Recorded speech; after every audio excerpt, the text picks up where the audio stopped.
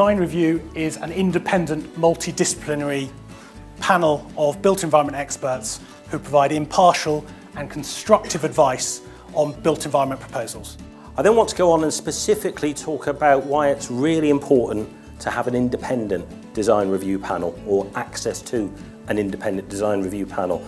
I think that's absolutely key, and I'll explain why I think so. Every street, it has a link function, i.e. how important it is in transport terms, but it also has a place function, how important it is in place terms.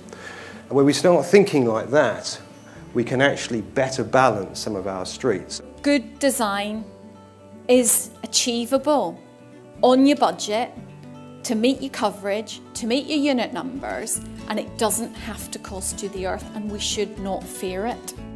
Our clients have really felt there's value in actually getting an unbiased professional expert opinion that the planners can use as evidence in supporting the case for approval. We feel that the panel actually is a real positive thing to suggest to clients, because the more weight we have behind our design, if we've got 6 independent peers, fellow architects promoting our scheme and actually telling the planners and the council what the positive aspects of the scheme are, that's a really powerful thing to be able to offer.